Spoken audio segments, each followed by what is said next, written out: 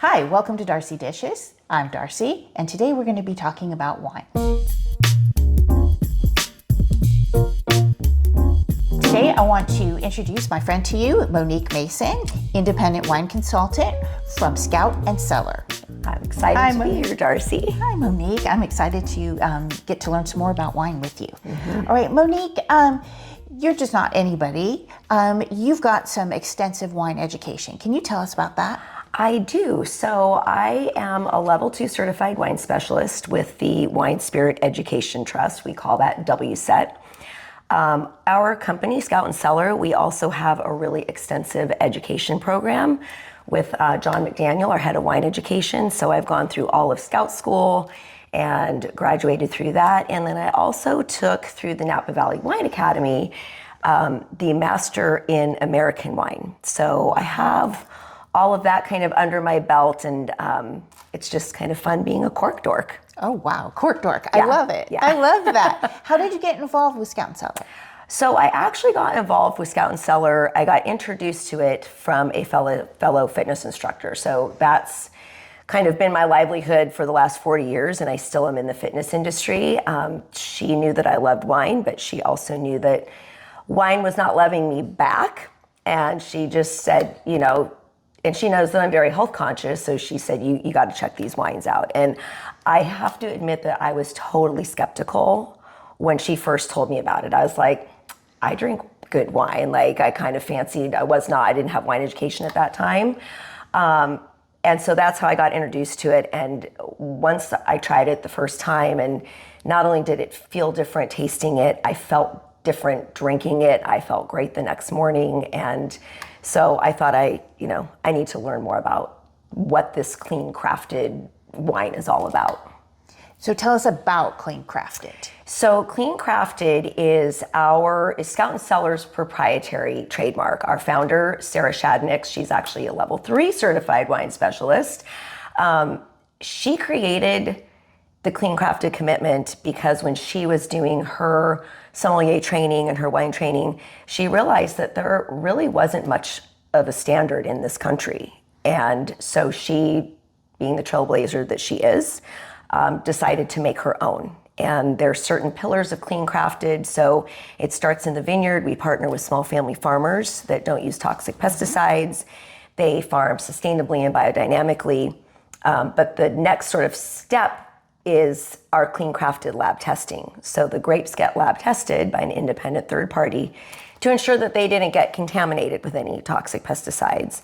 And then the other pillar is that we don't use any artificial processing aids in the winemaking process. So that means we don't use toxic chemicals, we don't add artificial flavors or colors or added sugar, no GMO ingredients, always less than 100 parts per million of sulfite. So that's what Clean Crafted is all about, and that is Scout and Cellar's proprietary trademark in our platform. That's excellent. Yeah. So you're going to take us through a tasting. I am. We're just going to taste one wine because otherwise we'd be here all night, right? Yeah. We'd be a little sideways. Yep, we would be a little sideways.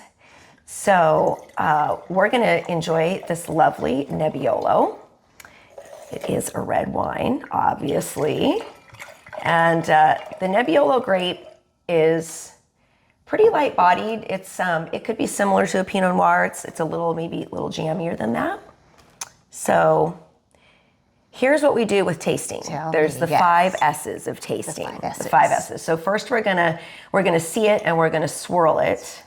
And this is fun to do if you had other red varietals. So if you had, let's say, a Pinot Noir and this and a Cabernet, and you could really see the difference in the colors, and the color of red wine is derived from the skins. So we're gonna see it and swirl it to get the oxygen in there, and then we're gonna sniff it. And everybody knows that you get your nose in the bell to sniff it, right? Like this. But one thing that I learned through my wine education is that if you sniff at the rim, you will get floral notes. And then if you put your nose in the bell is where you're gonna get the fruit notes. So you really get 2 levels of that sensory smell experience. Yeah. Yeah. That's very different. It's kind of like the difference between playing a flute and playing a trumpet. Exactly. You've got to go across the top or inside. Exactly. That's So interesting. that's S number 2. So we're going to sniff it, and then we're going to sip it.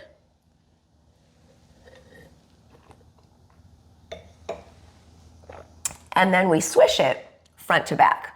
Okay, so people, like in the movies, you'll see someone take a sip of wine and they swish it like mouthwash. So the reason you want to swish front to back is to activate all your taste buds. And then if we were doing like a large tasting, we would have a spittoon and we would spit it. But we're not going to spit it because it's just this one wine. So we're going to savor it. Yes. Cheers. Cheers. And then we talk about what we're tasting. So you can talk about what you smell on the rim, what you smell in the bell, what you get on the tasting. So I'm actually going to ask you what flavors you're getting. I'm getting a bit of a smoky, maybe a little bit of berry. A little bit berries, and smoky. spot on. Mm-hmm. Yeah. Yeah, so this would pair, because it is a lighter bodied red, it would pair with a lot of different foods. This would actually go great with Thanksgiving. Okay. Christmas dinner. So it's a very versatile varietal. Definitely. Yeah. And one thing that I really noticed when I first experienced when I tried clean crafted wine was how different the mouthfeel is. It doesn't have that stickiness or heaviness to it. It's very smooth, kind of velvety, drier, but not like... Right. Yeah. Yeah. And that's because, so we don't add any sugar or sweeteners to our wines. And I did not know this as a fitness professional, and my jaw kind of hit the floor when I found out that a lot of wines that you buy off a grocery store or Costco shelf can have up to a glazed donut worth of added sugar. Whoa. Yeah. I did not know that. A lot of people don't know that. And that's oftentimes why they don't sleep very well or they don't feel very well. Yeah. It's a lot of extra sugar. So we don't add any sugar or sweeteners. And then most of our wines have very, very low residual sugar because we start with the best grapes. So they get to be the star of the show. Wow, they are the star of the show. I really like that. And the sulfates, the lower sulfates, that takes away you just don't get that headache. Yeah. So, I mean, it's still alcohol. So if you drink too much alcohol, you might still not feel necessarily great. But so sulfites are naturally occurring in a lot of different fruits and vegetables. Yes. And sulfites are actually really awesome. They get such a bad rap. But if we didn't have sulfites, we wouldn't have wine. We'd have vinegar. So our pillar of clean crafted is we will never exceed 100 parts per million of sulfites. And by comparison, wine that you buy at the store can have up to 350 parts per million. And when you get over that 100 is when your body can sense it as being something it doesn't like, and it'll trigger that histamine response. So the headache or the flushiness or the sinus congestion. The red nose, yeah. Yeah. So, wine labels, they all have to say that it contains sulfites, but they don't have to tell you how much or anything like that. Yeah. So we actually offer full transparency on the website. Every single wine, you can pull up a soil to sip report. That's also our proprietary creation. And it'll list the ingredients, where the grapes were grown. It'll give you the parts per million of sulfites. It even gives you calories and carbs. Oh, that's nice. So if you are, practicing a diet where you're counting carbs, you have all that information available to you. Yeah. Oh, wow. Yeah. Because I know, sometimes sipping a little bit of wine every evening, you can get a little fluffy. You can get a little fluffy. Yeah. We want to avoid getting fluffy. Yeah, because you are also a health expert as well. And like in this wine, the ingredients are just grapes, tartaric acid, yeast, malolactic bacteria, and sulfites. That's all that's in this delicious bottle of wine. So I love knowing exactly what I'm putting in my body. Excellent. So what are some other things that we need to keep in mind when we're doing a wine tasting? So if it's a small group of maybe 8 to 10 people, I actually love doing those types of wine tastings because we can go through, maybe 4 different varietals. So we could do a bubbly, a white, a rosé, and a red, or, customize it. But it's fun to go through different varietals, or you could do a benchmark tasting where you get like an entry-level Cabernet Sauvignon and a high-end Cabernet Sauvignon, and you experience the difference of like, why is this one at this price point and this one's at this price point, and you get to learn about, could be where the grapes are grown, how the wine is made, what it's aged in, all of those things. So tastings are really, they're really fun, and they're really unique because it can be whatever people want to do. You can kind of tailor it to your guests. Exactly. Taste. So if you were to go with a bigger dinner party, and it's just, a party, not necessarily a tasting, how many bottles of wine or how many different types of varieties would you serve at like maybe if you're 20 to 50 people? So it would depend obviously on the host's budget, how many courses. So a typical pour is 5 ounces. Okay. I mean, I say a typical pour, that's a small pour for me, but like a restaurant pour is 5 ounces. So the average rule of thumb is that you can get 5-ounce pours out of a glass of wine. So if you had a dinner party with 50 people, you would need 10 bottles of each wine. Okay. Right? Yeah. So because you're going to get 5 pours out of each bottle. So with that many people, I would recommend doing a 3-course dinner. So maybe an appetizer, a main, and a dessert. And then you could choose the wines accordingly. If it was, more of like a cocktail hour versus a sit-down dinner for 50 people, then I would say do 2 wines. Do a white and a red. You probably need 3 bottles of each, and that's gonna satisfy everybody. Yeah, a little bit more of a happy hour. Yeah. Now, before we move on to dessert wines, what happens if maybe some of your guests are getting a little lively and they spill some red wine? What is your tips on how to clean that up? Red wine gets a really bad rap. Everybody is like, oh my gosh, like if you spilled red wine on your lovely blouse, they think it stains. And up until I discovered Scout and Cellar and clean crafted wine, I also thought it stained, and I experienced it staining. So there is a rather dirty little secret in the wine world, and it is not low-end wines or anything. This is kind of really common practice, even with very high-end expensive wines, is there is a dye that winemakers add to the wine called Mega Purple. It's derived from grapes, so it's not like red dye number 5, it's not synthetic, but it has about a 69% sugar concentration. So it does 2 things. It actually elevates the sweetness of the wine, it changes the flavor profile of the wine, but it also stains because it's the same dye they add to grape juice. So we do not add any Mega Purple to our red wines, and I can say with 100% honesty that, so first of all, my table runner that says Scout and Cellar, that has our little logo on it that I use for tastings, is white. And it has gotten red wine spilled all over it. I've spilled red wine on the couch we used to have that was light. I actually spilled red wine on a white shirt the other day. I'm not that messy, but sometimes it happens. And I don't even spot treat it. I just throw it in the laundry and it comes right out. Wow. So it's pretty amazing. Just knowing that dye is not in there. Gives you a little more peace of mind if you are going to enjoy a glass of red wine with a lighter colored shirt on, or if you have white carpet. You have rowdy guests. Rowdy guests. Even though we're not really guzzling right now, I can see that your teeth have not turned purple. So correct. We get to keep our white teeth as nobody will know. Talking. Yeah. Yeah. So it's just, again, that's part of that. No artificial flavors, no artificial colors. It's truly grape to glass. It's wine. I like to say it's wine like nature intended. Excellent. So let's then talk about a dessert wine. Yes. So dessert can be a little bit tricky. It depends on the sweetness of the dessert. Because one of our pillars of Clean Crafted is we don't add any sugar or sweeteners.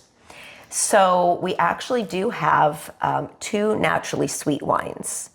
And naturally sweet versus sweet is, so let's say you went to the store and you bought a Moscato.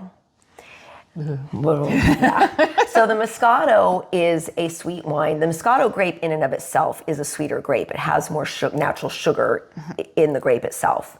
So what we did is we took a Moscato, So we took the Moscato grape and we made a Moscato wine with the intentions of it being a naturally sweet wine. And what our winemakers did, and this is kind of the beauty of Clean Crafted, because, there's the grapes that are grown without toxic pesticides, but then vineyards sell the grapes to lots of different winemakers. Yes. And so then all sorts of things happen in the winemaking process. So our winemakers, to make a naturally sweet wine, what they did is when the yeast is eating the sugar, that's what creates alcohol. They dropped the temperature in the tanks and it killed the yeast and it left more residual sugar from the naturally sweet Moscato grapes. Wow. So we've got that Moscato wine, which is naturally sweet, and that would go really well with like a creme brulee or something apple, something. If it was like a dark chocolate flourless tart or something like that, I would recommend a Zinfandel, because that is also, that's a grape that has more natural sugar in and of itself. So our Zinfandel it's not made to be naturally sweet, but it is a more fruit-forward, jammier red wine. Nice. So that would pair really well. And another thing that always goes well with any dessert, you cannot go wrong with doing bubbles. Always. That will always be a great, bubbles are a great way to kick off a dinner party. They go well with charcuterie. You can use them as a palate cleanse in between dishes because of the carbonation, the fizziness. Yeah. And then of course it goes really well with just about any dessert. Yeah, I can imagine it with like a nice cookie. Oh yeah. Those little French macaroons or That whatever. would be very good. Yeah, I think there was, years ago I saw a thing on, donuts, the little powdery donut holes with a glass of champagne. Oh yeah. It looked very chic. It's very chic. Yeah. Yes, be so bougie. Extremely chic. Yes. So, how is it that our viewers can get in touch with you, order from Scout and Cellar? Yep. So we are a direct-to-consumer company, and that was very intentional on Sarah's part. She is so passionate about sharing Clean Crafted, and she feels that the best way to do that is by bringing people together. She always says, wine demands to be shared, and wine brings people together. Yes. So it's not in a store. She doesn't want someone to just go randomly, pick a bottle of wine off the shelf. She wants people to come together and experience the wine. So you can order it directly from me. My website is scoutandcellar.com/we-love-wine, because we love wine. We love wine. There is a really fun little wine quiz you can take if you are not sure what you like. If you're like, I don't even really know what kind of wine I like. You had me take that. Yes. And it's a fun little wine quiz. It's like artificial intelligence, and a sommelier had a baby and made this wine quiz.